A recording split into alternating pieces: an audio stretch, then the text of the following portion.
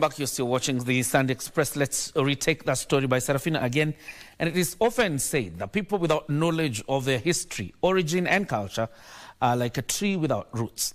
This phrase rings true to the Kuria community in the wake of the alarming destruction of Gitontira, an indigenous tree which for decades has been considered sacred in the community. Our reporter Sarafina Robi was in Kurutiyange Village in Kuria West and brought us details of how culture and tradition played a key role in the conservation of indigenous trees, a culture that is fast fading as globalization takes root, threatening to wipe out the Gitontira tree, along with the cultural practices associated with it.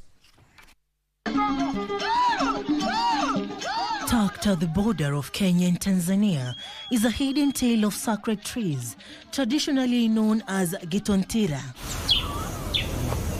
These indigenous trees have for generations remained a cultural pride for the Kuria community when conducting a ceremony considered sacred known as Isubo.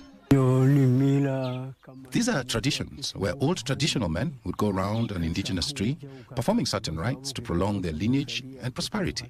And thereafter, that tree would never be cut down. If cut down, it would destroy their lineage and bring misfortunes. And this is because there were lots of traditional medicine that was put around the tree during the Isubo ceremony.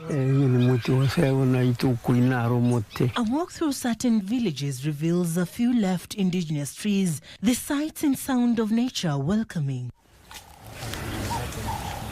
But what is the story behind the native Gitontira tree that is currently facing extinction?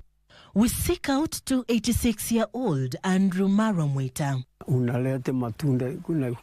There are seasons when it would produce fruits. Back then, our ancestors, such as Mzee Kirigiti, used to say that things said and treasured by traditional leaders stood the test of time and should be preserved.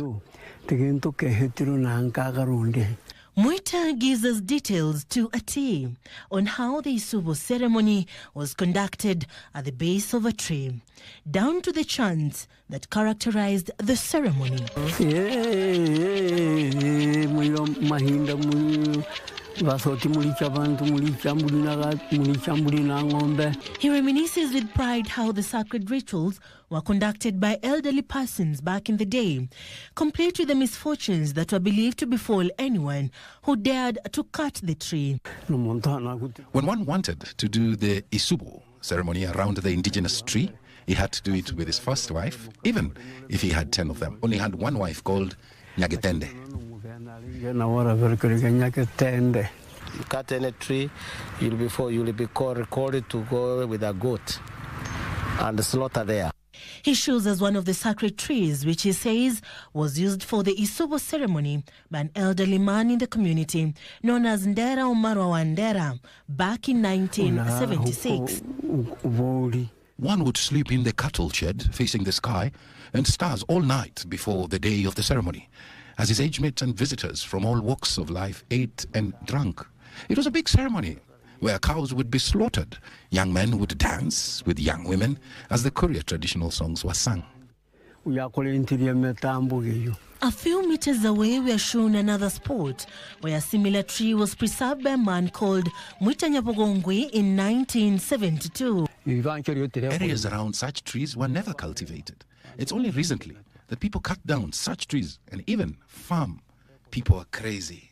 They have gone mad. But what type of trees were considered for such traditions?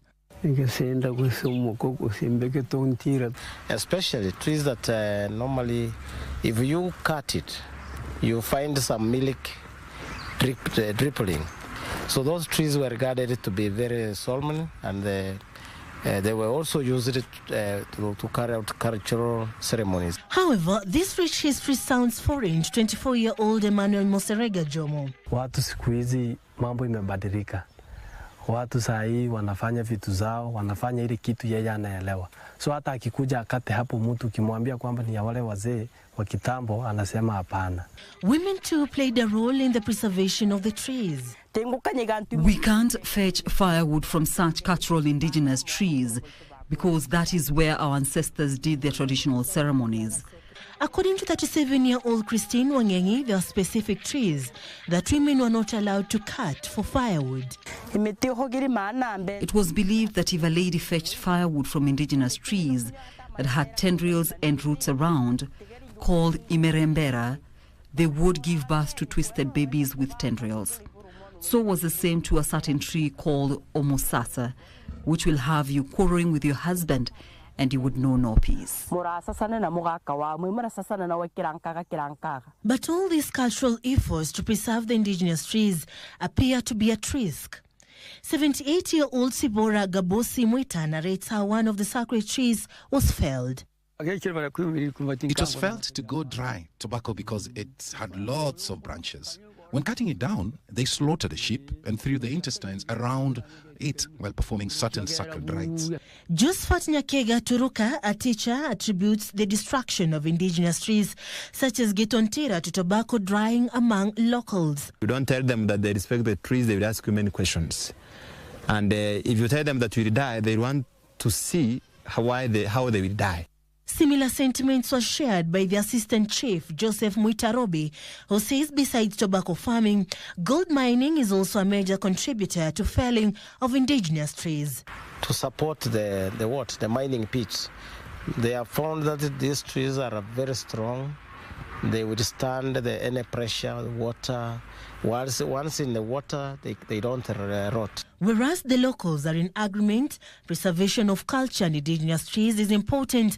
It's not lost on them that religion and modernization has contributed to the fast-fading cultural practices. So those ones who are seriously a subscriber of Christianity, they tended to associate those norms as sorcery and backward.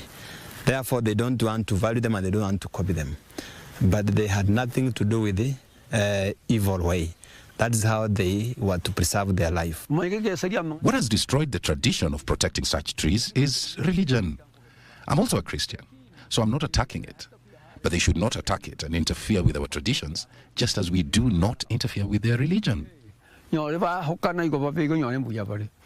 And as the world battles environmental changes largely associated with deforestation, the threat of extinction of indigenous trees is real.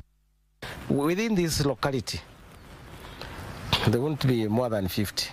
Yeah, there are not many.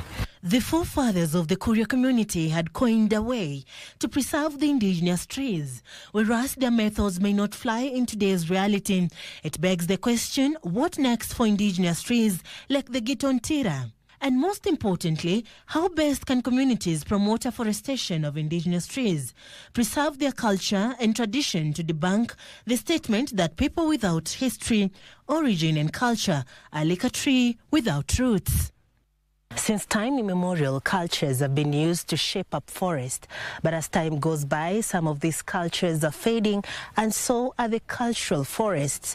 The clarion call by most tribal leaders is that the government will now put up laws to protect what is considered as a cultural heritage by most of these tribes against the backdrop of climate change. Sarafina Robi for KBC Channel 1 from Kurutiyange, Kuria West, Migori County.